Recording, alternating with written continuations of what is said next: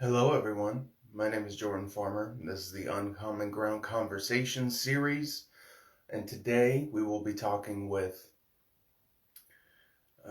Synergy Strength Systems, and we'll be talking about a whole variety of topics, including, and most primarily, um, politics, strength and conditioning, things like that.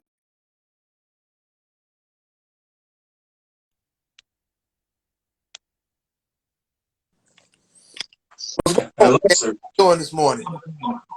I'm doing good. I'm doing good. Still warming up my voice a little bit, but hmm other than that, I'm doing good. Can you hear me fine? Is the volume and everything good here? Yeah. Volume's great. All Volume's, right, cool.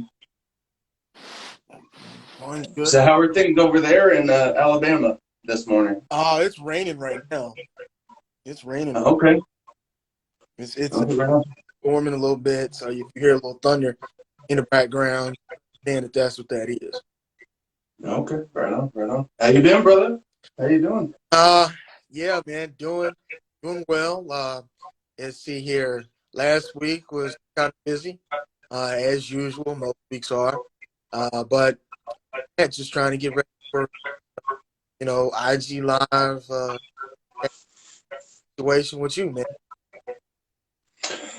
Um, I've been getting busier. I've done another little interview thing. I got to talk to my boy Ray, talk about Islam, and he gave me a really good sort of introduction to that and what it was like. So his parents grew up around Scotland and got married. hmm Um, and like his dad, let me see if I remember this correctly. His mom is native Scottish, and um, his dad's parents came over from like Iran and stuff. And he was just breaking it down. Sorry, I was kind of ranting a little there, but he was just breaking down some of the interesting points of growing up um, Muslim in Scotland. Without very many other people there around him. I thought it was Right. interesting. Uh, but yeah, I don't know. I've just been just political stuff. Not a whole lot to report this week. All right. Oh, for those who don't know, we last week we tried. It was almost like it was providential. We tried it, and my boy here, modern moderate, it got lost in translation and the thing. So what we're doing here is we're going to try and do a rewind with a little bit of new stuff. So we'll cover some of that we covered last, but then there might be some stuff that he's going to. Is so I know. So uh, I'm gonna just throw this in. I'm gonna see how you guys like. Leave it in the comments. Um, man, see, we're getting now from my boy Blake. He wants to know how I feel about going to SEC. I know the SEC is crazy, but we're gonna shut off the Zoom. So what's gonna happen? You guys need to either go to our own or leave it. Yeah, and at the end of the podcast, tell us if you want to do something like where we do this once a week or we do it twice a week. That way, build up the audience. Just let us know, and we'll go from there. Our faces, we'll do that. Only once a month. Which I'm trying to help him build up his podcast. I mean, who knows what? Yeah. On my end. I'm having your audio kind of be choppy. I don't know if that's a me issue or what's going on. Okay, is that better? Yeah, I think that's clear. Okay. Yeah. Crystal clear now. I don't know what changed, but yeah. Okay. All right, cool. Yeah. Um, so I think a good place to start would be just a brief introduction on you, both in like how you grew up, generally and politically. Ooh, okay. Well, is it still doing that popping? Yeah, yeah, it just started popping again. Okay. I don't know what's going on. Weird. It didn't do that last week. Uh, Yeah, hmm. Uh, okay. that seems better. Being closer, I guess you're closer. That seems better. Okay. Well, I'll get as close as I can. I have it set up on my. Is that better?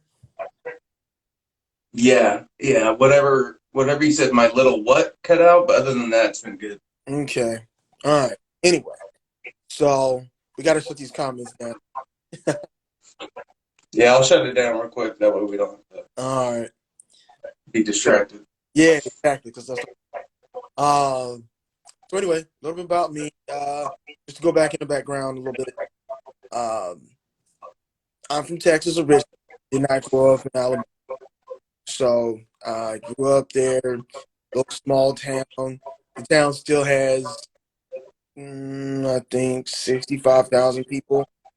I think when I left, it was at 50,000. So it's still a very small town.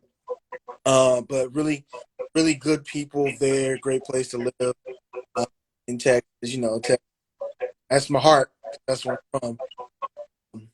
But as far as growing up as a kid, grew up playing games, freeze tag, playing video games, cousins, stuff like that. It wasn't politics was never a really big thing in my life up until I was maybe in my. Okay. Um, what kind of video games and stuff did you like to play growing up? Well, were you a Madden NFL kind of person? Were you like a what is it called? Is it role play or first person Man, RPG? That's what I'm looking for. Like look, first person RPGs or growing up in the late '80s, early '90s, there was no role playing games like that. Not for real. hmm. So it was Mortal Kombat. Uh, it first came out, Street Fighter. You had your Mario, your Sonic the Hedgehog. It was those types of games. Everybody loved Mortal Kombat Fighter when those came out. So those were the games to Killer Instinct. Any type of fighting game. Mm-hmm. That's what was hot in the street. That's what was popping. Right on, right on. You know what's funny is some things don't really change because like basically the only video game I play now is UFC, and so it's basically like a modern, you know, Mortal Kombat type of game. It's two people on each side, controls, how do they beat each other up? Like it's the same thing basically. So Mm-hmm. it's kind of funny because like there's a bunch of cool, interesting video games that have come out, but that's the one I like to play. I don't know why, but I just like to pretend like I'm an MMA fighter kicking someone's butt, and that does it for me. Got it. Got it. I was a martial arts fan as a kid, big Bruce Lee fan, took Oh, Taekwondo as a kid, so the okay. martial arts stuff has been there from the beginning. So So yeah. where you watched uh you watched the Jean Claude too. You had to. No, no, You, I didn't see any oh, Jean Claude Van Damme as a kid. I knew of him, but that wasn't really where my attention went. okay. You gotta go back and watch um Kickboxer, Mm-hmm. um Bloodsport, Double Impact, and I'm trying to think. There's another one. Can't think of the fourth one. But those are top right there. Those are really fun. You're gonna be like, oh man, I need to go to the gym. I want to take some. We're gonna get pumps. Yeah, exactly. Yeah. That's awesome. So yeah, if you're getting into that genre, I know you've seen all the Rocky movies. Had you seen all of them? Yeah, Okay. yeah. I'm a big fan of the Rocky movies. Now it's been a minute. I want to watch them again, but yeah, I was a big fan. Uh, I like Sylvester Stallone for some reason. Like he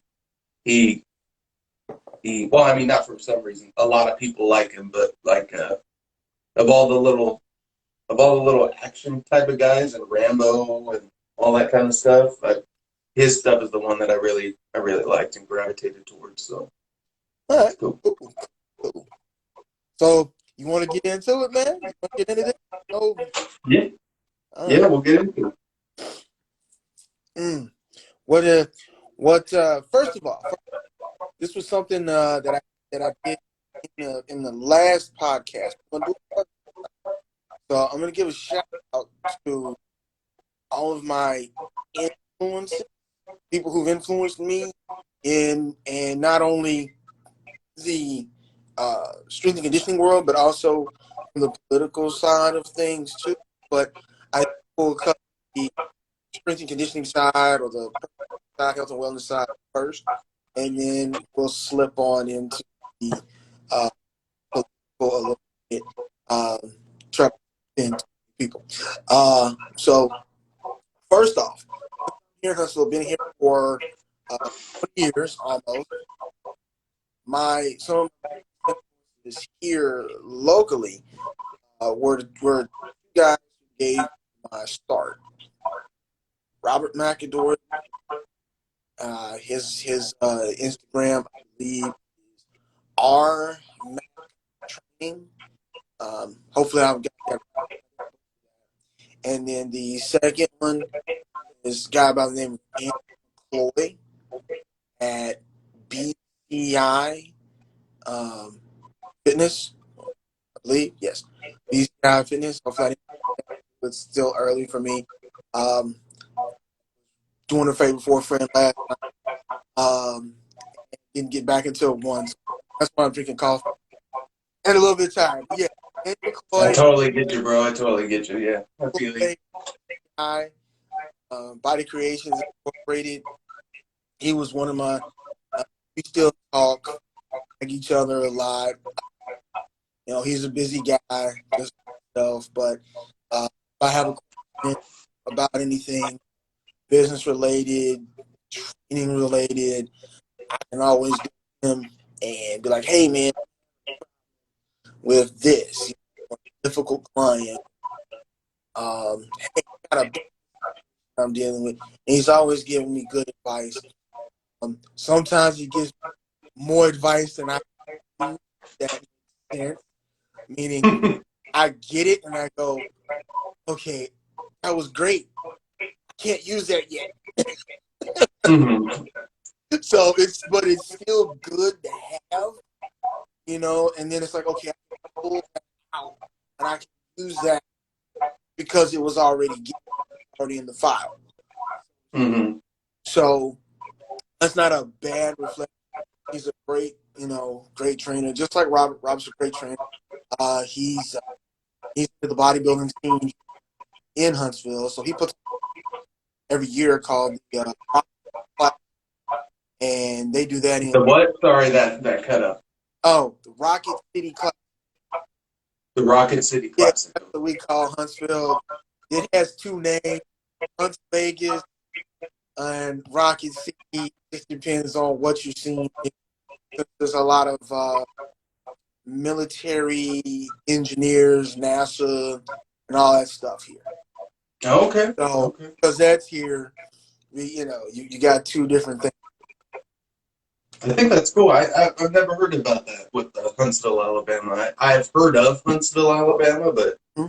never knew much about it. Other than Alabama was in Forrest Gump. Well, they filmed a lot of that down in South Huntsville. They found, I mean, not South Huntsville, but South Alabama. They went Mhm. way down there for that. And Mhm. a lot of it, they did something too. I mean, they went all over the place. But yeah, that's what made that's what helped the pool of Alabama. more popular because it was featured in that movie. Mm-hmm.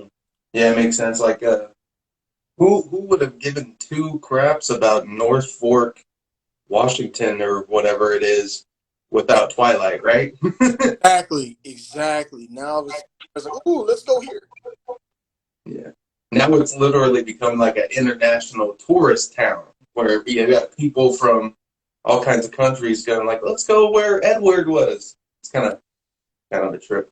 Yeah, I never mind those. I've never been super hardcore into those movies, but I never minded them so much. But it is kind of funny when you get to sit back and just watch like teenage girl fandom do its thing. Because right. like as a dude, it's foreign to me, so it's kind of entertaining.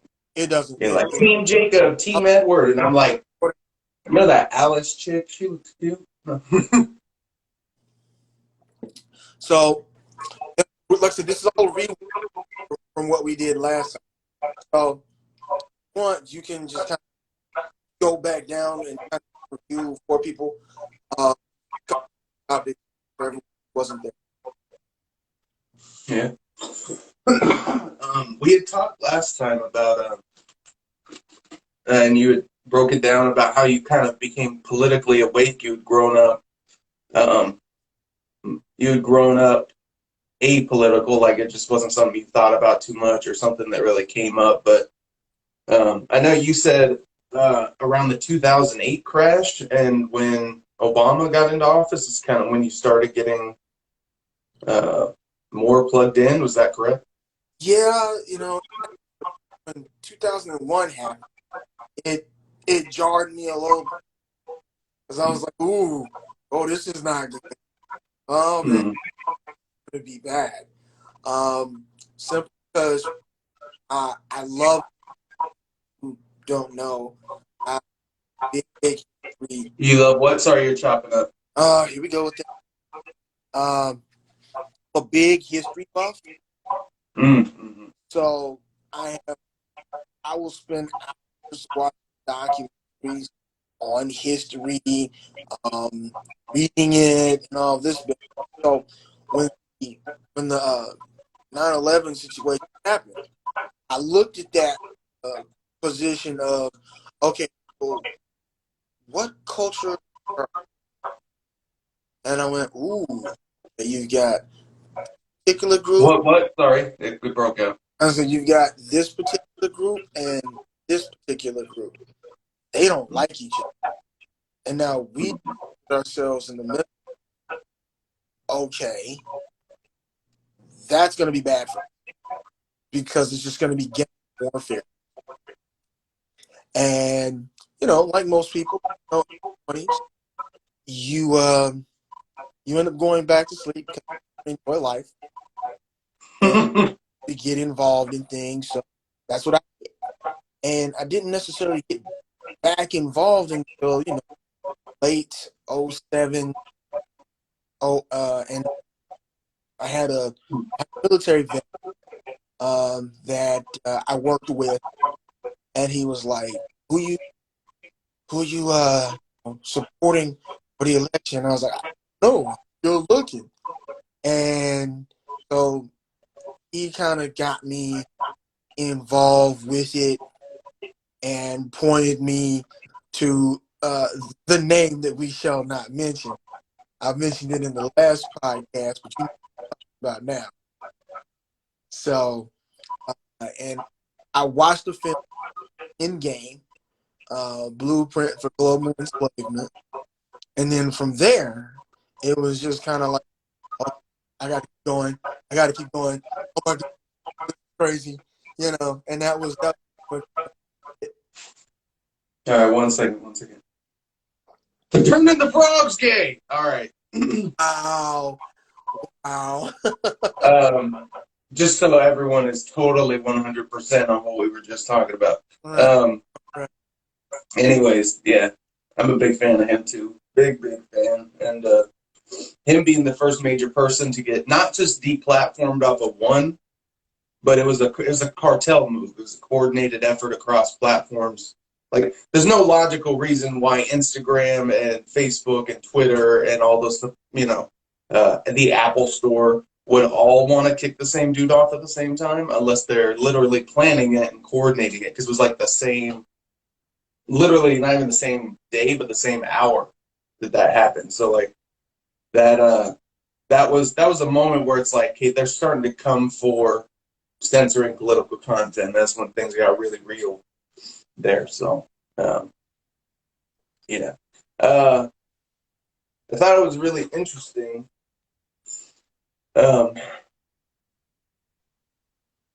that like in the 2008 election, that Obama had such a crazy upward surge from his like from being just a senator to whatever. Like he went all the way up to the presidency so quick. He kind of snuck in there before anyone got a lot of time to really like calibrate him and see what he would be like. It was when he showed up, it was what he represented to us more so than the man himself that we were seeing. Because the thing that is the most dangerous about Obama uh, and Biden too, but he's much less charismatic and everything, is that they are willing to say uh, they're willing to use beautiful words to talk to you about the current climate. So like when Biden gave his inauguration speech, he's talking about how we're at a really polarized time and we have to come together, and he was talking about unity and all that kind of stuff. And it's like right now we do need unity in this country. We're at a point, people are talking about national divorce and civil war and stuff. Like things are getting really tense. In my opinion, we're not close to that. It's mostly just a bunch of online trolls screaming at each other that's kind of making us feel like that's where we're at. But we do need unity. We do need to be coming together and to be trying to see as much of the validity on the other side as possible. So when you have a politician who is a great liar and who will use that against us to manipulate us, it's extremely dangerous because you go like my experience under the Obama administration was at the beginning. I grew up in a conservative household, so we weren't necessarily like super into the Democrat that got in office, but it was Obama, so obviously it's like historically it means something. But as I started watching him as a young kid, I was in high school when he got in. Um, what I realized year after year and speech after speech was every time I listened to him, I would come away thinking, I don't disagree with that. That sounds good to me. Like I could basically get down with that. That sounds cool. Like if there's follow through, if he does what he's saying he's aiming to do, then great. And then year after year, the results wouldn't show up. And so and then I voted for the first time in 2012, and I voted third party, libertarian. And the signature lesson of the Obama administration for me was that the words of a politician and the actions of a politician can be completely divorced to where you can love one and be like scared of the other. And so Okay, well, what he was doing was scaring me, but what he was saying was, sweet talking me into sleep. I mean, it's kind of like in the you know, weight training, strength conditioning world, and cover this last, but I'm going to say it again. It's the flash and dash over substance. Mm-hmm. Mm-hmm. So that's like, now there is a place for, you know, I guess the instability training, things of that nature that you see. There is a place for that, but that should not be the basis of training program. You should master the basics first. Your body weight movement, get really good at those. Then move on to things, your loaded movement, your squats, your overhead press, bench press, squats, lifts, stuff like that. These are the things that build up your foundation. These are the things that make you. So if you're dealing with trainer or a coach wants to do the fancy stuff, you haven't mastered the basics, then you might be dealing with black dad over the two in this world can also be forced. Mm-hmm. Those things are not independent. Everything interlocks. Okay, everybody thinks that what happens in one world is not necessarily the other, but that's not true. Mm-hmm. People are so you're always gonna have individuals. You're starting to get choppy again. Sorry. You're always gonna have who do who say one, do another. Mm-hmm. If you run into those individuals, this is life now. If you run into those individuals, it's best to try and exit stage right, or try to get away from them as much as possible. That's always going to be Yeah, just a little 100%. bit of advice I have. I could be wrong a little bit, but I doubt it. No, it's absolutely true in all aspects of life. Like, um, yeah, like the way I sort of explain it, like for the sake of studying stuff, you have to break it down. Like, it wouldn't make sense to be thinking about feminism and deadlifting, you know? But in terms of human life, it is all connected. It's all the same human life. It's the same themes running through many different, parts of life. So, yeah, you're dead on there. Like, it's all. Now, see, it's interesting you bring that up because you have in the you have feminism is a situation of I believe aspects of it's basically about choice. Women right to choose and this, that, and the third. You know, um, it's just certain elements of it can be, but weight training in women that's a whole that's a nice little area to delve in because for a long time, you know, women would stay away from weight. That's Mm-hmm, mm-hmm. what they would do. Um, so they thought, well, I'm going to end up like a dude and this, that, and the third. So, but then once they realized, hey, wait a minute, I look better, I feel better, stronger. Okay, great. They jumped on it. Now you can't keep them away from it. Yeah. Beforehand, they were afraid of looking like men, and so that kept them at bay. And then as soon as the booty workout was invented and they realized deadlifts could build that booty up, it was game over.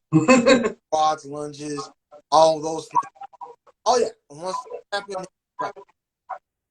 it was Rap City on that. It was done. But it's all good. Women can be highly critical of themselves more so. So it was a way of boosting up themselves. I work with lots of women. I Go find ahead and lean in a little bit more. that they're because they if they don't feel confident, and if you can give them something that makes them feel confident about themselves, then yes, it'll work. Yeah. Um, I wanted that. This is a good little segue. I had seen some videos on your content of you talking about just people that had had some success under your program and how happy it made you. And we talked last week about the rewards of being a trainer, and so you kind of touched on that. Like, what when was there a particular moment when you discovered that you really liked training other people or encouraging them to build up in their journey? Did you have an inclination to be a teacher at any point? It's funny you bring that up. Well, he was a teacher. He was retired. And I think I get that from him, just wanting to help people. I think it's a mix. I get it from both my Is mom. it your dad? Sorry, I didn't catch that part. My dad was a teacher. Okay, yeah. I get my inclination from him as well as my mother. My mother was a social worker. So Oh, okay, yeah. it's kind of like smashed up in there, and then I had to find my own way of wanting to do that. So I get a thrill off of helping people get do better, be better. I love it. And if I'm having a bad day, I help somebody. I help somebody goal, a milestone. Then anything that was going on in my day kind of disappeared. Like, Mm-hmm. oh, okay, I helped them today. So my day. So that's where I'm at. That's cool. Yeah, it's very important. Very important to find those areas of fulfillment, and if you can find it and tie it to your career, or you can tie it into that where it's all feeding itself, it's really, really good. I love talking politics, so if I can turn this into an income one day, that would be quite amazing. Hey, can I just wait for just a second? I will be right back. Hang on, everybody. Yeah, go ahead. Go ahead.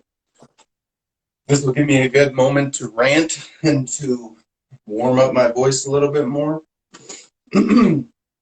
It's very early in the day. It's 6 a.m. Pacific, uh, and 8, or sorry, did I say p.m.? Probably, because that's how early it is that you forget what time of the day it is. um, but no, I got up at 6 a.m. to do this. We started this at 6 a.m.-ish, a little bit after 8 a.m. his time. Okay. So, right on, I'm sorry. right on. Had to go and look at something really. No worries, no worries. That bad. Um, are you a fan of strength sports? Do you follow strongman or anything like that? Well, when they were on, I used to. I used to watch those. But one of my favorite guys from back in the day, Marzus Pushhouse. Uh, Mm-hmm. Mm-hmm. I guess it was the name. The original GOAT. Yeah, that guy. And it was like, yo, okay, I'm gonna watch this on ESPN at 2 a.m. in the morning because I'm going in Singapore. But my man Mars is out here doing everything, making everybody look bad. So I'm going to keep this. Well, yeah, he looked like because I was into bodybuilding at first before I got into strongman, Right. and so I gravitated towards him because he looked like a bodybuilder uh, that was just doing this on the weekends. Yeah, he was like a crawl, a bodybuilder, and a everybody wanted him to get on a bodybuilding stage. I remember that because he had like, okay, how are you doing this? And you're yeah, okay, get on the stage. But that wasn't his thing. Not what he was trying to Yeah, do. So he he didn't. we decided to go become a cage fighter instead. Yeah, no, that was like weird. I don't know how well he's doing with that now. You know? So he had a karate background as a kid, and Oh, so he's done. So here's the thing: the MMA ideal MMA athletic body or frame is a thinner frame. You're carrying around relatively low levels of muscle so that you have quick reactions. You can fire off throw your bones around really quick. Most of the best MMA fighters are thinner guys. So his thick frame and being so bulky and everything, because he hasn't really shrunk a ton, right. um, is limiting his success in MMA. But he's been for that, like taking that into account, he's been very successful. He's won a few fights, knocked a couple dudes out, and he looks terrifying. And the organization he's been fighting out of is called KSW. It's out of Poland, Okay. and they love theatrics there. It's like the Japan of Europe. They really like freak fights and theatrical fights, and if they can find some roided up guy with tattoos, whatever, to fight some other roided up guy with tattoos, even though they can't fight, they'll do it because it looks cool. Now, for those of you who are wondering, right, the hot coffee. If you're not, yeah, I'll tell you right now, it's summertime. But if you ain't drinking hot coffee, You okay. gotta have that coffee, man. Okay. Have you have you I'm sorry. I do not do iced coffee. Don't do it. I don't like cold coffee. If you want to tell me for, oh man, this dude hot coffee. So caffeine does that. But I just thought I'd throw that in. Those who are like, man, hot coffee. Right on. So Yeah, I didn't know he was still I'm doing. a. Go ahead. I said I didn't know he was still doing. Yeah, I think he stopped maybe a couple years ago. It's been a minute, but Okay. he's been fighting recently. Like, yeah, maybe 2018, 2019 was his last one. So Cool. yeah, Cool. I'm a big fan of him though. It was cool when I first saw Mariusz Pudzianowski. I was almost like I had a hard time believing he was real because I had seen bodybuilders up until that point who had pecs that were, about that thick, from the side you could see, and it was pretty solid or whatever. And then when I went and I saw him, and it seemed like it was like that. It was like a much thicker, stronger, like pectoral from the side right here than I had seen, and I was tripping out. I was like, holy crap! Well, see, Like he was like the most yoked dude I had seen up until that point, really. well now you've got a guy in Game of Thrones. He was called the Mountain Thor. Yeah. Yeah, that guy. He's doing boxing, Mhm. and he is still a monster. Like he's tall, and he's He's 6'9", 400 pounds. like, dude, That's retarded. what's on there? But like his training regimen has pretty much still stays with his strongman basics, but he incorporates printing and things to the boxing. Obviously, boxing is sparring, stuff like that, to help with that aspect. He's done a couple of boxing over there, um, wherever he's from, Norway or whatever. But Iceland. Iceland, okay. So yeah, he's doing that, doing very well apparently. Um, but I'm like, he really, I don't know how he would fare in the American boxing world. I mean, because right now, American boxing, I don't know. American heavyweight boxing is pretty legit right now. You see, I haven't since it's gone woke. Okay. I'm not. The only thing I'm watching sports stuff is YouTube or like black and white sports, sports wars, and they talk about the political aspect and what's happened to it because everybody's going woke now, so it's kind of dampened my interest in sport a lot because up until that point, I would I would at least tune into some sports on a Sunday after I got done. Let me watch the Sunday night NFL, especially the Cowboys playing. I know I'm gonna have some Cowboy hate stuff later, but that's okay. So I would do that and get on the phone and talk trash to my dad if they because he's no longer a fan, but I would talk trash. But once sports kind of ruined it, like I want to look at politics in sports. I want to say that for the other side of things. I don't want them in sports. I just want to talk about and whether or not I like their style of play, what I see them doing from a training aspect, whether I like that, what I agree with, they're showing those behind the scenes of their training regimen. That's what I'm interested in. I want to see these superhuman people do superhuman things. I'm not interested in what you think about this particular topic or that particular topic.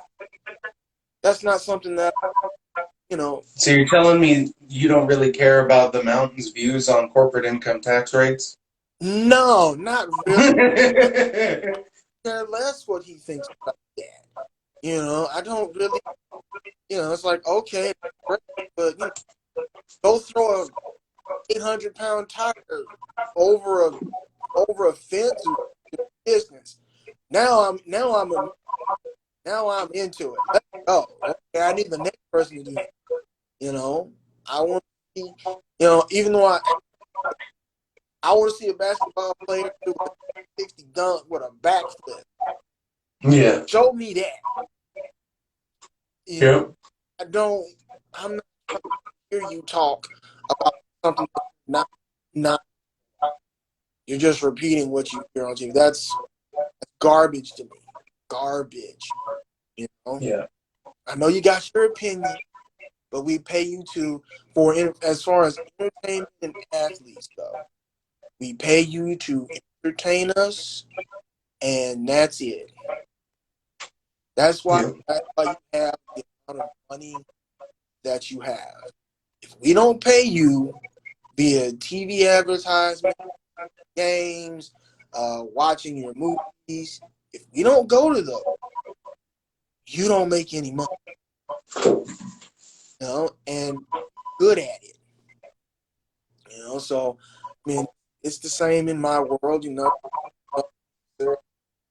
Pay me to hear me talk about wrong in my life. It's they want me to listen to them. It's about them.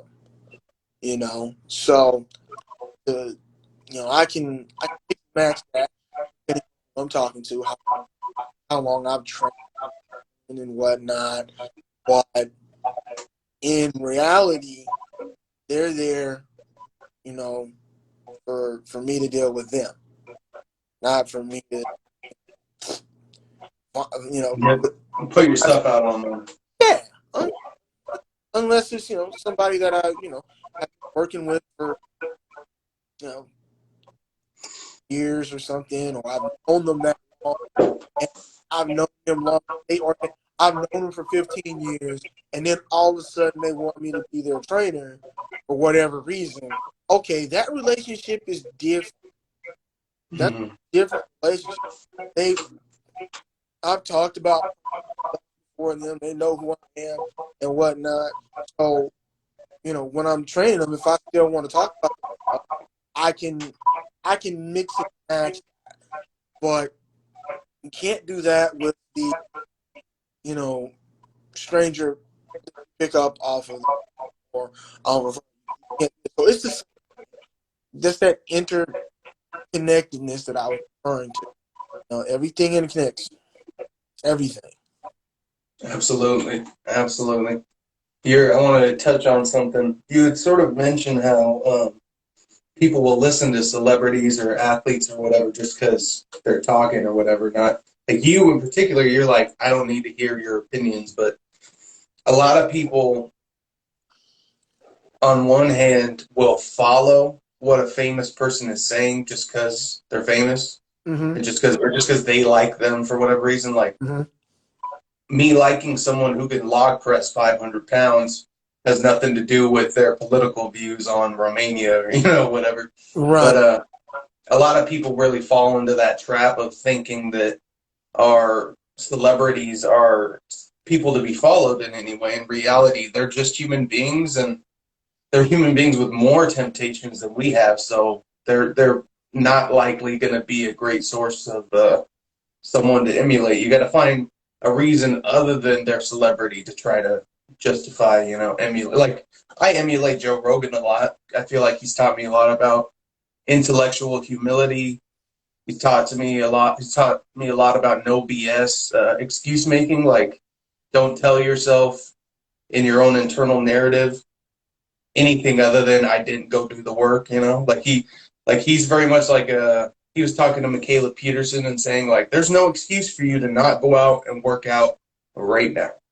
There is nothing keeping you from going out and doing a walk, doing a push up, doing a granny push up, like whatever. Like, there's nothing keeping you from that. So there's a lot of things that like from him in particular that I've emulated, but um, and Jordan Peterson, Elliot Hulse. There's a bunch of admirable men. So like I grew up, I grew up without a very good example of what a father should look like in my life, not both with my own father and the people around me.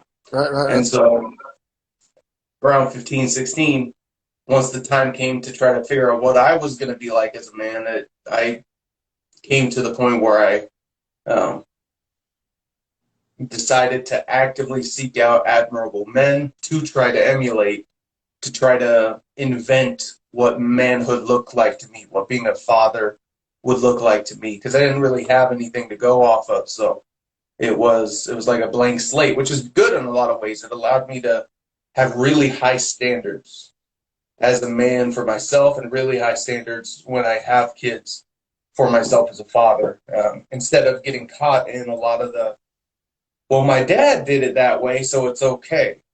I never had that moment. And then just to round off the point, the other side of celebrity culture is if you're a celebrity or someone of clout and you say something that someone can interpret badly, they'll jump on you for that.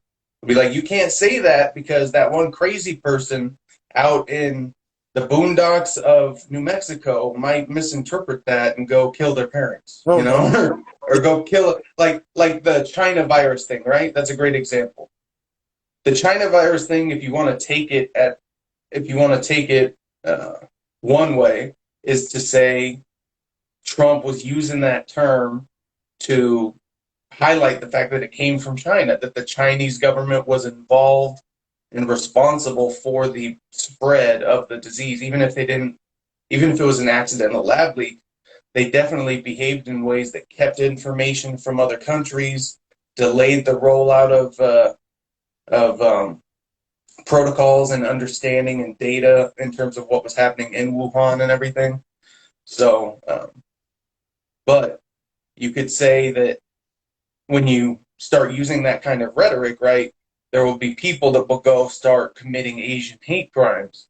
And so there's this idea that you can't say those certain things, even if they're fine in and of themselves, because of that context of, oh, someone might listen to you, someone might go do something. And I think that is the other side of that dangerous celebrity culture where we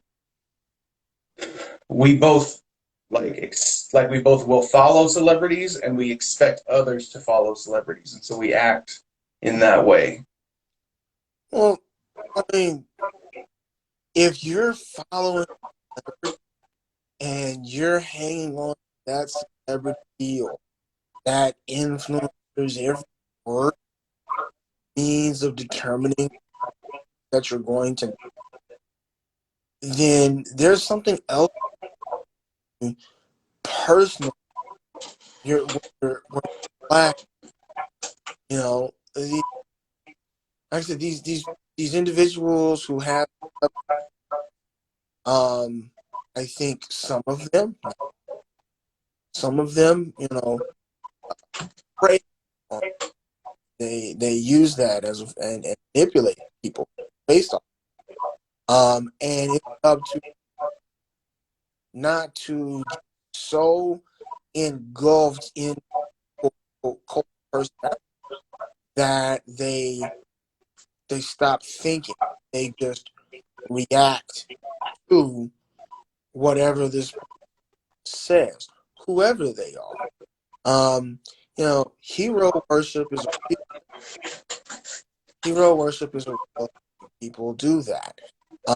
Uh, like in Greek mythology and things, we all want a hero, someone to save us outside of our. We're always look at it, but you're not gonna find in a person. You're, you're just not, because these people have flaws. They just better. Yeah. So you don't do that. Now you said something back about uh, father influence. Father, Mm-hmm. father. I'm gonna go back and touch on this a little. My father, who's still around, he's a huge influence on me, massive influence. I talk to him every week, every Friday night. I call, and because I know he's gonna be just chilling, he's not gonna be rushing, doing a lot of stuff. He's just gonna be relaxing. So I call him every Friday night, and we have a conversation about everything, you know. Um, and for those of you who are just tuning in right now, understand that if you have a father, that is a blessing. I'm actually using that term. That is a blessing. That is a blessing. And if you're, if any of your parents are still around, you know, tell them that you love them, tell them that you appreciate them, and if there's anything that has happened that caused friction in you all's relationship, make sure that you you tell them you understand that they did the best that they could with the information that they had, because parents are not, and a lot of times we can idolize our parents too and put them on a pedestal, and then when that image shatters, we don't know what to Mm-hmm. do. Now that's not to say to disrespect your parents and anything like that, because no, disrespect of anybody is wrong, especially your parents. They're your first teachers as far as the order of life. That's very important. This is why we have a lot of problems that we have today, is because parents wanted to be somewhere along the lines. They stopped being friends with their kids, as opposed to their kids, and there's a balance of the two. You know, I'm I'm in my early 40s.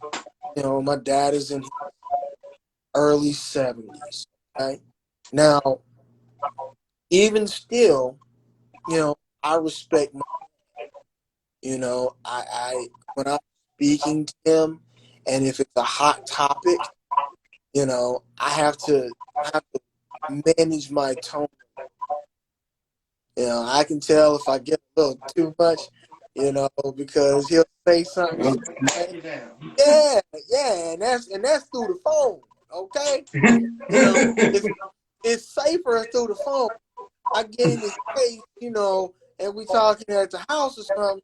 You know, Man, my dad may be 70 something years old, but I don't want that hand across my face. Uh, no, no, no. Because all he does is go outside and work on in his mini farm outside, working on, keeping the house up. I mean, I was home earlier in the summer, and I only stayed for a certain amount of time, and he said to me, he said, "I wish he could have stayed longer. There's a tree that I want to cut down, chop up, and turn into firewood." Now, this is a 72-year-old, 73-year-old man That's cool. wants to chop down a tree, Yeah, see, that was the kind of stuff I did as a teenager. and well, I grew up doing that type of work with my dad. That's why I got such a strong back to the day. But we did a lot of- we did what is it? We did got trees and stuff in the summer, in the winter. But then at the same time, he also ran uh, cleaning service side. Teacher that. So I I would clean buildings with him, wax floors, trash cans, all that stuff, right? So Mm. so if it gets really bad in the economy, I know how to clean buildings. Guess who can still guess who can still make some money? This guy. Yeah. The other thing Yeah. is learn landscaping too, because that was something during the summertime as well. You know, my dad was a hustler, you know, so Yeah. like, Sounds like it. what turn, I'm gonna make this and that. He reminds me, the way you're describing him, he reminds me of Larry Elder's dad. The way he described him. The man was always working and tired. Yeah.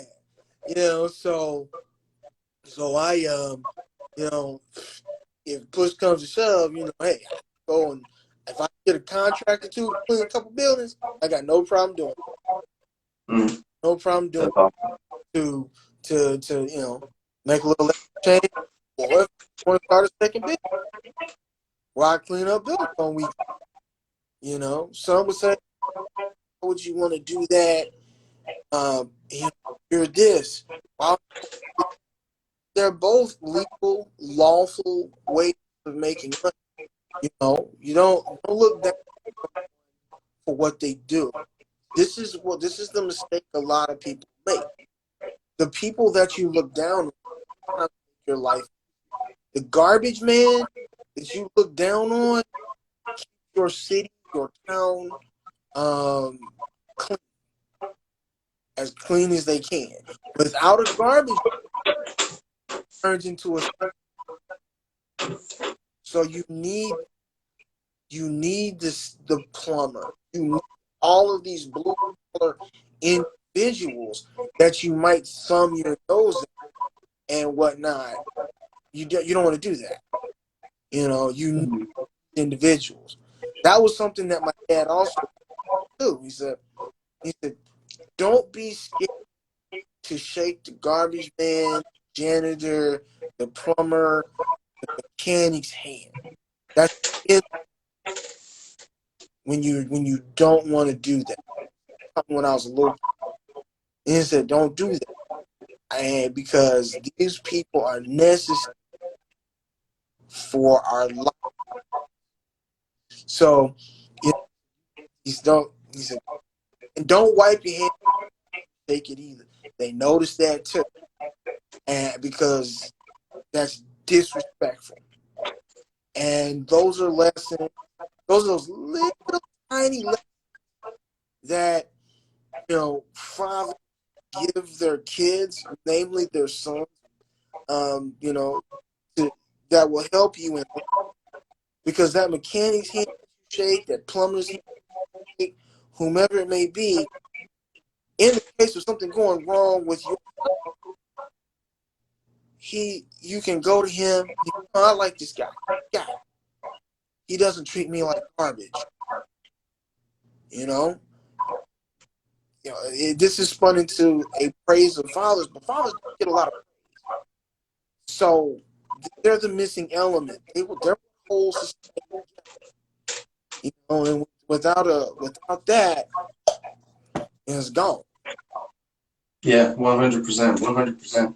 You gotta have those lessons. Like I definitely I adopted those lessons a little bit from. I mean, neither of my parents. My dad has always had a heart for underdog human beings, people that are in a really hard time of it, like that are mentally incapacitated or whatever, or that have some sort of issue. We always had a lot of compassion in our household for people in that position. But putting that aside, the work thing, like when you were saying what you were saying, I was like, nobody wants to make money cleaning toilets, but it's a way to make money. Like no one makes that their first priority of or their first choice of job, you know. But um, it is a very important thing, and you gotta respect those roles and respect those people. And personally, like for me, I don't think anyone should see themselves as above any type of work. Like I've been a car detailer, warehouse worker, security guard, um, and occasionally done like hard labor stuff here and there. Worked up on a pot farm for just a couple days, um, but or just a couple days or a day, I don't remember exactly. But I've put in some hard work, and I respect anyone that does that. It's It's very important. So it's really cool that you got those little lessons from your dad, and it's very important, like you said, to have fathers in the home. You made you kind of made the point specifically teaching your sons how to do that. I think women understand how to be kind and considerate a little bit more readily than men, and men kind of have to be taught how to do it necessarily, taught to think of those things. It doesn't come automatically necessarily. At least for me, I know that I've had to work at um, making sure that I'm being fully considerate of other people, and that was a deficit of mine for sure. Right. We we can go into that too, because I was fortunate, unlike some people, have both parents, and I think I'm going to sum this up. This one encapsulates. This one encapsulates pretty much everything, from the maternal side. You know, your mother is responsible, like you said, teaching you compassion, teaching you empathy, sympathy, and the difference between the two. Um, at the same time, they're responsible for teaching you man and all of those things as well. One of the things, this was one of my mom's favorite things. For those of you who do not know, I lost my mother last to breast cancer. But one of the things, one of her favorite sayings, and I didn't know this. I don't want to say I didn't know this. I'm going to say I wasn't paying attention. And it's on her head and says, use your life to be a blessing. So if you take that and you look at what you're doing with your life, you have to ask yourself, hey, am I using my life to be a blessing to someone? If you're not, then I don't know what you're doing. Yeah, And you need to figure it out. yeah. That's fundamentally coming from a place of love. To Mm-hmm. say like your fundamental orientation in the world needs to be a blessing to other people, to be a active expression of love for other people in this life. And I think that's, I mean, I guess, being a blessing is more complicated than just, good feels or whatever love, but definitely, I think it comes back to that a lot. Love of humanity itself, love of an individual or individuals. Because Well, the only reason why I say that is because on my own spiritual journey, on the religious sort of side of things, I've just had some experiences in the last few months, really, that one of which was a feeling when I was looking at my mom, and she's with a good man now. She has dated a few less than good men, and she's with a really great man now. I really respect the guy. He's genuinely amazing. And I was so happy for her that she had found someone to love her and take care of her, that I had this moment where I sat back and I had this level of love for her and the good that was happening in her life that was so extraordinarily beyond anything that I had ever felt in that way. It wasn't like a romantic kind of love for someone. It wasn't it wasn't even a love for your own mother. It was just this like overwhelming, like God came down and dropped a bucket of love in my body, and it just went and I it just came out, and it possessed me.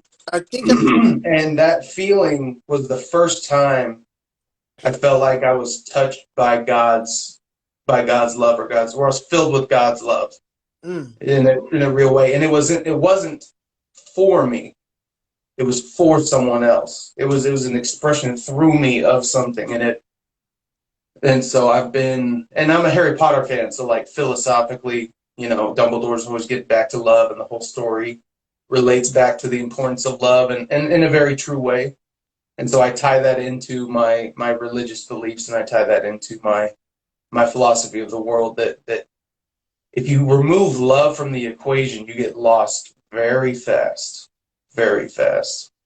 Okay, different. I never was a Harry Potter person, but um, I can I say, you know, this is I didn't,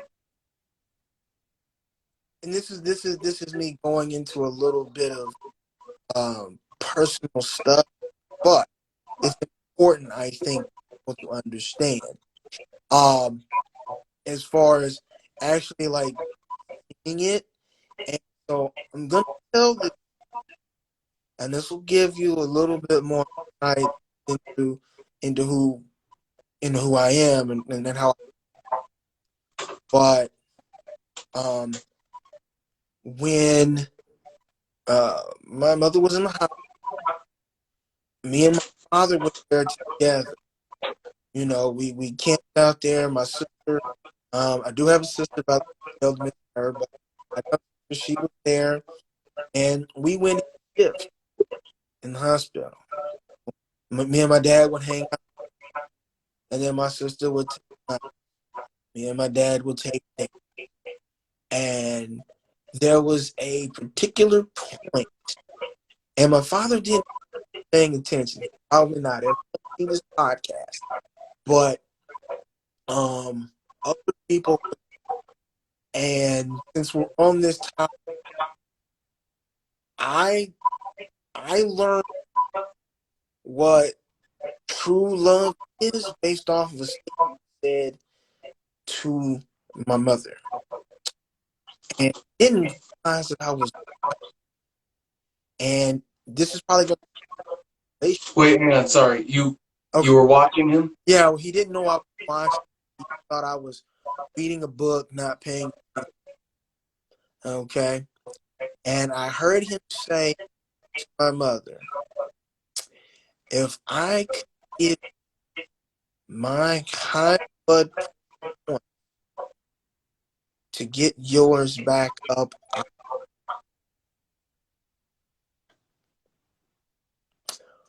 When he said that, I realized what type of love that.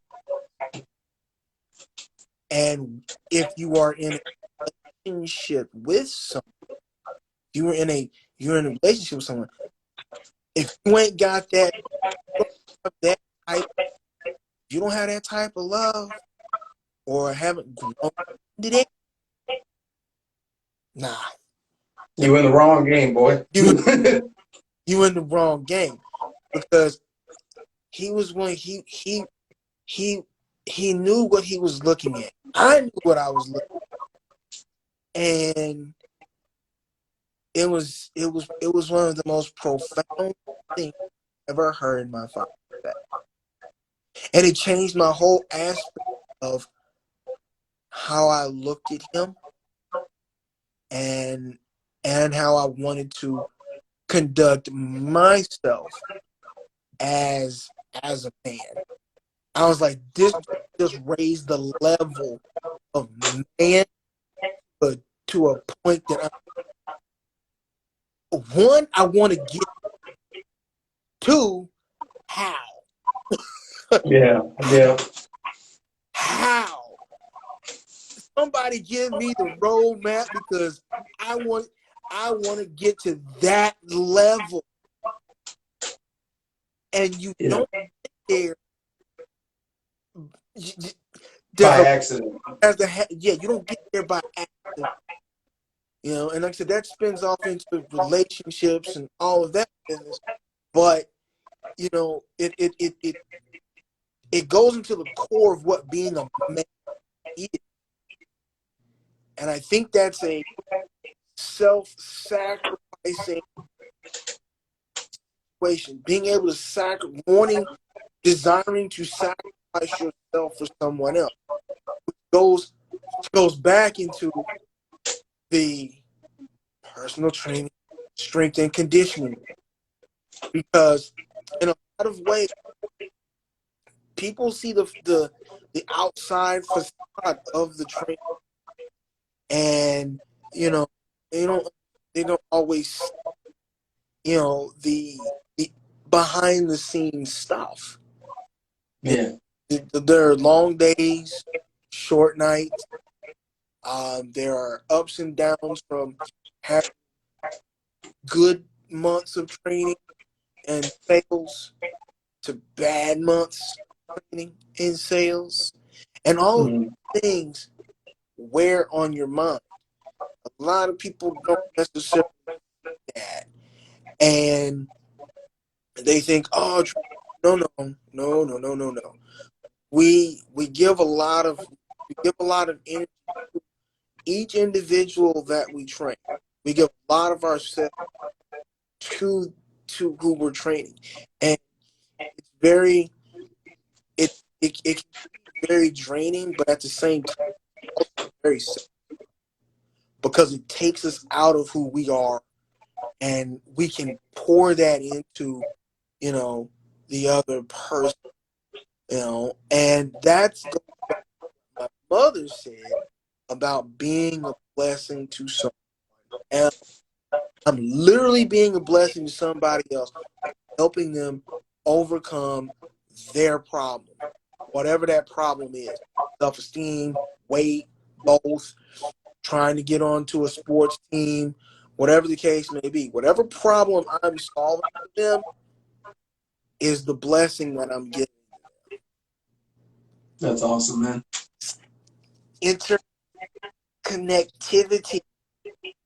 Okay, it's nothing to say, and I'm not the most educated guy. Only got a bachelor's degree. That's as high as That's let's see, that's five more. Five more? No. four. That's 6.5 more semesters than I did, so you're doing better than me. No, I made it halfway through the second semester and was like, I'm gonna go clean cars. I'm gonna go clean cars. Okay. Well, see, look, college isn't necessarily for everybody. A lot of people think, oh, you gotta go. Like, sometimes that's not where you need to be. Yeah. It doesn't mean that you're stupid, you're I uneducated, hope not. or you're uneducated. No, no, no, no, no, no, no. Um, Quite the opposite. Anybody who can read can learn. Yeah. So if you can Yeah. learn, if you can apply those properly that you are learning, then you'll be successful. And that's the whole thing about teaching shouldn't just be give you the information, repeat it back. Mhm. It give you the information and show you how to use it, because not everybody's able to make that leap of being shown how to use the information. Some people actually need that to be shown how to use what they're being taught Mhm. until they can put those pieces together themselves. And that goes back to training people as well. If you can show them how it's going to be useful for them in their daily lives, then you're winning. Say, for instance, Mhm. a housewife who's home all day with the kids. She goes to the gym every day. She works out. Um, and she's like, well, I don't really understand the purpose of it. Now you can get in. Like, okay, well, the reason why I have you sprint is because when in multi-direction all that stuff is when little Johnny and little Sally over here decide that they want to take the cookie, told them not to, and they want to run all through the house. You can catch them because Yeah. they're gonna do all the zigzag moves and all this stuff. If you need to You gotta practice on cones. jump over the couch, to keep, little Billy from putting iron on himself, guess what? Do it. Mhm. Arrange your furniture by yourself, you can do it. Oh, Yeah. oh, makes sense. Now they see the practical application. Dude, explaining to a woman that they can move furniture by themselves, like that's the greatest salesman pitch I've ever heard. But also, remember now, that maternal to protect their kids. So in the case of, like I said, little Billy pulling the iron down on himself or climbing something that he shouldn't be climbing, and you can at on one end save him from himself, and then the other side be able to show a level of strength at the same. See how that works? Mhm. And so it's if you can put those two together, and they go, oh, okay. You like another example would be, I know we talked about this last time. My favorite clients, 77-year-old lady that I train. She does everything in her house, dude. Everything, Mhm. moving furniture, uh, backhoe, you name it, she's doing it. Well, the only way that's possible because I'm, I keep her in shape so she can do that stuff. Yeah. If I wasn't, if I didn't help do that, then she may not be as capable. And Her strength would give out, her endurance would give out, her right, joints would not have as great stability and structure to them. So, so this is so it benefits her because it keeps her able to do all those things. yep. So and it's wide ranging, wide range, wide ranging. But anything else on the menu, man? Anything else? Yeah, we got more, but okay. Yeah, I got a couple questions. One of them, it's not so much a question, but it's just a comment. Or no, wait, no, it is a question, but we don't have to get too into it. Um, all right, do you have any children, and are you single right now? No, I ain't got no kids. I'm one of the black men who don't have stray children. Um, I, don't- That's good. That's I'm good probably shit. gonna get in trouble for that one, but whatever. Hey, you get away with that one, so Uh, they can't hate too much. uh, Now I would get shit. and, I would get shit for that. and yes, yes, um, I, yeah, I am single. I'm not. Okay. Yeah, so there aren't many areas in life where I'll be like, well, I'm a super success, but in relationships, I feel like I've been very, very blessed, very successful, and did a lot of things right. Um, and so number one thing I would say is whenever you're gonna find that person, before anything gets intimate or any of the first off, you'll know if you want to be with them in that way in like 2 seconds. So that's not even an issue. You know whether or not you're down with them sexually or not in like 2 seconds. But putting that aside in the beginning of the relationship, you gotta determine what they're like in their character, what their values are, what they're gonna want to do raising their kids. Like you gotta screen through all those things first before you get to that stage. Otherwise, if you have sex first, it can mask you to seeing them for everything they are. So I'd say that not that you have to wait till marriage for sex, but that you should definitely be keeping in mind those deeper things first before that sexual stuff comes in. Beyond that, just a little quick thing about my girl's story. It's a little bit of a storybook story, whatever. I don't know. We became friends and like we knew each other from the same church when we were like 12, 13, 14, but didn't really ever talk.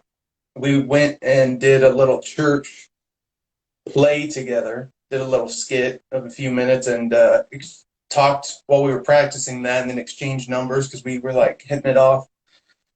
And then we started getting to know each other really, really well. And then she's a year older than me, so when I was 15, she was 16. We had a conversation about dating, and she told me, "You're too immature." And Okay. I was like, okay, that's a big one to swallow. But then I was like, well, okay, well, if I need to grow to try to, because she was an example of the kind of woman I wanted to be with, if I need to grow to become that kind of a man, then I best get started now. So I was 15, and that's kind of what mentally made me consciously choose to go start looking towards admirable men to emulate. It was a hole that needed to be filled anyways, and it was a journey I was on, sort of, I think, anyways. But it crystallized it as you got to go turn into a man, basically. And so I spent 5, 6 years, and I dated a couple other people. We were kind of out of each other's lives, but we were really good friends um, throughout that period, like at a distance. But we were always, very cool with each other when we'd message and stuff. Didn't hang out too much, and around 5 years into that six year stint, maybe 4 years into that 6 year stint. And this might seem kind of creepy, but we were messaging and whatever and kind of reconnecting, and I knew that I loved her. I knew. So, one step back. One piece of advice for whoever you will end up having as your wife, and 2 steps back. As a man, you have plenty of time. I don't know if this is a point of concern for you, but as a man, you have plenty of time to find someone. You're not on a biological clock. So we're going Kevin Samuels mode here, because we're going Kevin Samuels mode. Then that's gonna get real. That's Yeah. we should definitely go with that. And this will be a preview for our next conference. Yeah. Sounds good to me. Sounds good to me for sure. But yeah, I missed. I got a little sidetracked there. But my point was, oh yeah, you have plenty of time. And then whoever you're going to pick, my girl's name is Jackie. She was a standout in terms of character, personality, and someone that I found interesting to spend time with.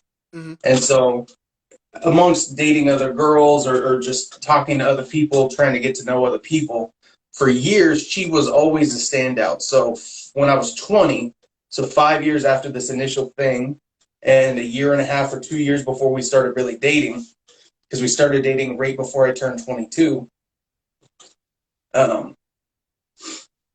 I had her as the wallpaper on my phone. My favorite picture of her when she was younger, I had her as the wallpaper to my phone. And I would go to hookah bars and stuff. And one of it was a girl that worked there, actually. She was like one of the like coal people. She asked me, "Is that your girlfriend?" I was like, "No, but she's someone who I want to be mine." And like there were some messages randomly on my girl Jackie's Facebook post in that year of me telling her I love her, and she like never responded and never even saw the messages and stuff. And so 2 years later, we finally connect. I flew out to Utah to go see her. We hit it off, and we've been together for 5.5 years since. Hey, And that's great. and I'm a single dude. I've been on a few dates. Nothing's ever really popped off from it. But I've tried to learn from each of those. Oh, real quick, I gotta compliment you too. You have a young spirit, and you look young. So if you wanted to pass off as like a 28-year-old and start getting in that dating scene, you could make it work if you wanted to lie about it. I'm just saying.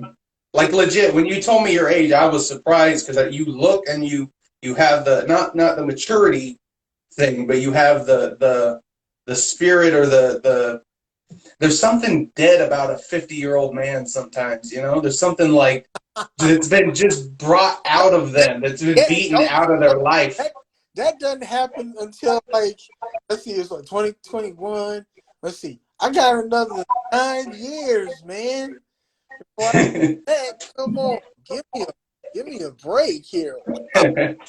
So I'm saying, so you seem like you've got 20 or 25 years before that happens. You seem like you still got plenty of life in you. So that's just more ammo for the just to have peace in your heart about because I know at 15 years old the fact that I didn't have a girlfriend. After I had my first girlfriend, uh, like right after, like it was like just a month, but it was like right after I turned 15. I may not be And single after this podcast. I might get some DMs because I've been told a lot about myself. So now everybody's gonna do their research. yeah, start doing research, ladies. Oh boy. My man looks strong over here. I'm just saying. All right. Yeah. So we'll put that aside for now. I just wanted to cover that because I think so in relationships, the the balance of a certain amount of compatibility and values and respect and love and a common vision for the future, along with picking the right person, picking someone who stands out to you. So I don't know if you have anyone in your life that has stood out to you in that way, that is single or available or might become single and available, but that would be the direction I would point you in. Because it's not always a mystery necessarily. Like if you had asked me, not which girl am I trying to date now, but which girl stood out as something special, it would have always been Jackie. So if you got anyone in your life that fits that description, or you come across someone in your life that fits that description, go slide up in their DMs. Well, look, here's the thing. If we do this again, I will go a little deeper into that because I have some dating horror stories that that'll definitely have everybody going. That really happened? Yeah. That cannot be real. There's no way that can be real. But it actually happened. So I can go into that. And then I can spin off from there. But anything else, man? Anything else? I got one more. This will be our last topic before we close this thing out. All right, cool. Um, Cool. and you can answer it as much or as little as you want. All right. What have you experienced? I just wanted to say for the audience because I don't know if they've noticed yet. You're black. And so I was just curious. What And so you grew up in Texas, or you were born in Texas. off? I thought you were Puerto Rican personally, but somewhere along the way it registered, and I was like, oh, okay, I should tell this for the people who don't notice, for the colorblind people out there. Uh, anyways, I was just going to ask, what have you experienced, if anything? I'll say your dad and you and your mom or whoever, just your family, your personal life, and you in Texas and in Alabama. What racism from cops slash anything sort of on that side of the set of issues? What's been your experience with racism in America and racism where you lived? Okay, that's a man. All right, I'm gonna make it real short and sweet. That can spin off. But I've been alive 41 years. I've only had maybe three, yeah, three instances of something that I could say was race-based issues. Three out, Three. out of 41 years I've been alive. That is it. That is it. And So you're not exactly hiding from it. You're in Alabama. right, but see now the city that I'm in is actually a pretty good. It's in northern Alabama. It's not off in the woods somewhere or anything like that. So people here, it's got a really multi, I guess, ethnic, you know, situation here. You There's know, diversity. we've got Indians here, we've got Asians here, we've got Hispanics here. You know, we got a lot of different cultures here, and that's simply because the engineering, the military stuff here brings a lot of people here from other ethnicities, other parts of the country. So it has a lot going on. I mean, if you Google Huntsville, it's like top three places to live in America. That's awesome. And so and the city's growing. So hey, I don't really have too many issues. I said 41 years of man. That is it. So when it comes to whole, all of this business in America, I kind of go, okay, yeah, it's here, but I've only had three in 1 year. You guys are trying to make it sound like every day. Yeah. Yeah. Every day, okay, maybe I can get on your boat, but I've had three in 41 years. My What were those three? Out of curiosity. hang on, my dad and my mother grew up. My dad was born in 1949, so you do the math. Between 49 and 69, 73 ish. 49 and 70, 74. Okay, you got a block of they're actually like growing up in, experiencing it in its fullness, basically. Okay, so their experiences were different than mine, and so I mean, it's night and day, legitimately night and day, and I'll go into those three things on the next podcast. You gotta give them something to wait. You gotta give Yeah. to Yeah, we can't let them have all the candy right now. yeah, you can't cover it all. We gotta give them just a little something to. Oh, one other thing I will say this: if if you're looking for, I gotta plug some podcasts on your podcast. There was Yeah, one do in it. particular that we know may watch this later. Um, Uncle Hotep from I Hope watched it. from I watched Hotep's been told it's fire, I right? watched episode one.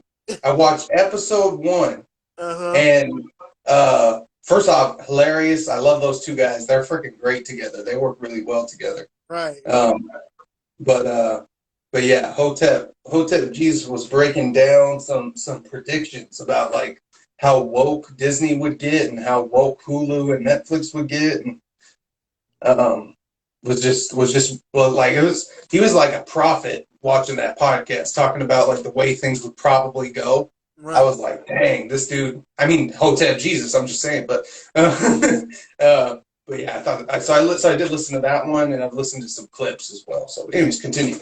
And then you have other great are I listened to ABL Anthony Brian Logan. He's good. Let's see. We got just giving you some influencers that I listen to. People important. Uh, Tim Pool. I listen to Jordan Peterson, his podcast. Uh, love his stuff. Stuff is really deep, and I like that. It really makes you. Um, Another person that I watch or do when I can, especially if he's being interviewed, Vadi Bakum, Dr. Who? Dr. Vadi Bakum. Dr. Vadi Balkan. Okay, I haven't heard of him. Okay, look him up. He's top notch guy. Yeah. I listen to sometimes I listen to Tatum. Listen Mhm. a little bit. When I can. Some guys have like they're about ready to get into a fight kind of energy. Brandon Tatum's got that kind of energy. Like he's 2 steps away from kicking someone's ass all the time. Yeah, yeah, yeah. I don't mind it. I don't mind it. It's just a different. Like Steven Crowder's the same way, same kind of energy. It's a different personality. Okay. Then there's another guy listening to my favorite him. His name is crazy. Salty Cracker. Something cracker. Cracker. Yeah. That guy, I like that. yeah, he's hilarious. But he puts out good stuff too. So yeah, those are just a couple people that I listen to, from a mix of political to I guess philosophical. Philosophical is the Jordan Peter. He's where I go for philosophical stuff, all those guys. And then for like the entertainment is to strike right in the middle is Hotep's been told you. Hotep's Jesus, Uncle Hotep. That's right in the middle. So I cover all three bases. Yeah, yeah, straight up, 100%. And I'll throw out there too, just because he did something recently that I really liked and respected, and so I'll shout out Patrick Bet David on Valuetainment, the Valuetainment YouTube channel. Okay. He's more well known for doing like mafia, like ex mobster interviews and stuff, and but his political views are very much like, I just want to understand, no nonsense. Let's cut out the BS. Let's cut out the emotions. And his show's called Valuetainment, so it's like you said, infotainment, valuetainment, very similar kind of working concepts there. I put that there too. And then for you or for anyone that's interested in diving into a particular political subject, whether it be economics or um, transgenderism or climate change, my YouTube channel, Uncommon Ground, has me talking for hours on various types of policy fronts, and that YouTube channel is more centered on that. So if you or anyone is interested in that, it's a little bit more lecture style. It's a little bit more dry information. It's not so much like a podcast or a conversation or anything entertaining, but um, I got to plug that too, just because Right. that's why I'm doing this. Well, look, man, it was great. We'll have to do it again soon. Got some things I've got to do, and I know you got to cut this and do whatever you're going to do and move whatever. But I will see you guys next time we do this. Yeah, yeah, we'll do it again for sure, either in a week or a couple weeks. All right. Peace. Peace.